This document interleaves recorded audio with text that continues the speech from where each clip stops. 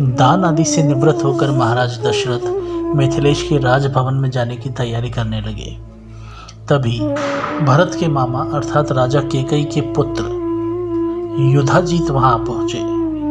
अभिवादन तथा कुशल समाचार जानने की औपचारिकता के पश्चात उन्होंने केकई नरेश का संदेश देते हुए कहा, महाराज, हमारे पिताजी को भरत को देखने की उत्कट इच्छा हो रही थी, अतः कृपा करके आप उन्हें कुछ दिन के लिए हमारे साथ भेज दें ताकि वो अपने ननिहाल जा सकें। इस संदेश को लेकर मैं अयोध्या गया था, किंतु वहां पर यह ज्ञात हुआ कि आप सब जनकपुरी आए हुए हैं, इसलिए मैं भी यहाँ पर आ गया।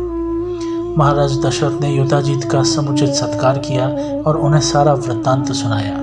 फिर उन्हें लेकर ऋषियों, मंत्रियों एवं बंधु बांधवों सहित यज्ञशाला के द्वार पर पहुंचे। थोड़ी ही देर बाद नाना प्रकार के आभूषणों को धारण किए हुए रामचंद्र अपने भाइयों भरत, लक्ष्मण और शत्रुघ्न के साथ वहां पर आकर पास में खड़े हो गए। गुरु वशिष्ठ ने जनक के पास जाकर कहा, हे विदेहराज, महाराज दशरथ अपने पुत्रों के साथ अंदर आने की अनुमति चाहते हैं।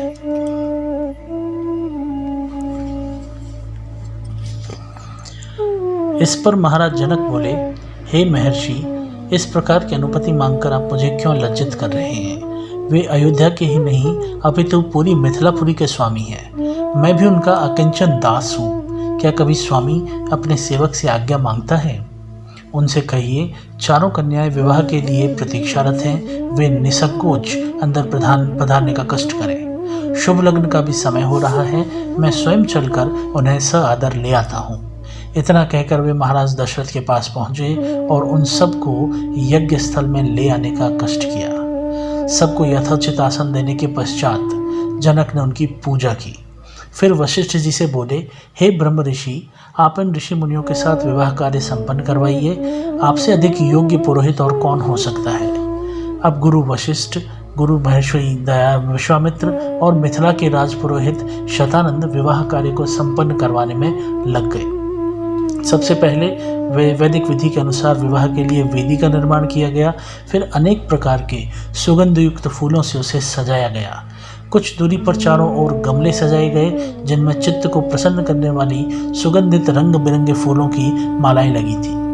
वेदी के निकट कई स्थानों पर स्वर्ण पात्रों में धूप, केशर, नैवेद्य, अक्षत, घी, दही, शहद आदि सामग्री रखी हुई थी। यह यज्ञ संपन्न करवाने के वाले महानुभावों के लिए कुश के आसन भी बिछा दिए गए थे। गुरु वशिष्ठ एवं अन्य महर्षियों ने वेद मंत्रों का उच्चारण करते हुए हवन कुंड में यज्ञ अग्नि को प्रज्वलित किया। फिर वशिष्ठ जी के आदेश पर राजा प्रसाद की महिलाओं ने जनक कुमारी सीता को लाकर यज्ञ वेदी के निकट खड़ा कर दिया। उस समय सीता जी का मुखमंडल प्रातःकालीन बाल रवि की भांति अनुपम सौंदर्य से दैदीप्यमान हो रहा था। नख से शिख तक वे बहुमूल्य रत्न जड़ित आभूषणों से सजी हुई थी। संक्षेप में कहा जाए तो उस समय सीता की छवि को देखकर करोड़ रतियों का संयुक्त रूप भी नगण्य प्रतीत हो रहा था। सीता इन सब बातों से अनजान दृष्टि झुकाए एकटक पृथ्वी को निहार रही थी।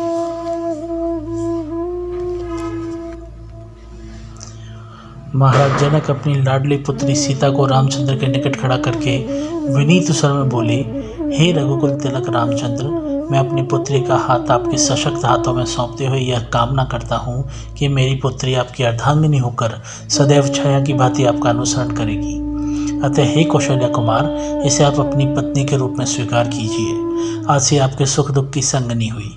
यह कहकर राजा जनक ने अंजलि में संकल्प ले लिया और यह कहते हुए जल वेद मंत्रों से पवित्र करके हृदय की संपूर्ण भावना के साथ छोड़ दिया। महिलाएं मंगल गायन करने लगी। मृदंग, दुंदुभी तथा नाना प्रकार के वाद्य यंत्रों का सुमधुर संगीत चारों ओर इस हर्षपूर्ण घटना की सूचना देने लगा। राम और सीता के विवाह के संपन्न हो जाने के पश्चात लक्ष्मण, भरत और शत्रुघ्न का विवाह भी उर्मिला, मांडवी और श्रुतकीर्ति के साथ वैदिक विधि विधान से संपन्न कराया गया। राजा जनक अपने नेत्रों में स्नेहपूर्ण अश्रु भरकर बोले, हे अयोध्या के राजकुमारों, आप चारों भाई सूर्य कुल के गौरव, पराक्रमी, धर्मपरायण, तेजस्वी, सौम्य, विद्वान एवं सदाचार के गुणों से मंडित हैं। जनकपुरी के इस राजकुल की हार्दिक कामना है कि उसकी ये चारों कन्याएं गुण कर्म स्वभाव से आपके अनुकूल बनकर सब प्रकार से आपकी सुयोग्य अर्धांगिनियां सिद्ध हों।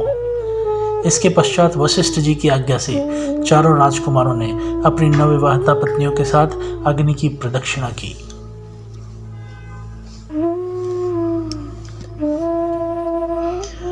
विवाह संपन्न होने के पश्चात महाराज दशरथ समस्त मंत्रियों, ऋषियों, मुनियों और सपत्नीक राजकुमारों के साथ अपने ठहरने के स्थान पर चले गए। जनकपुरी में रात्रि विश्राम करके प्रातःकाल विश्वामित्र विदा लेकर उत्तराखंड की ओर चले गए।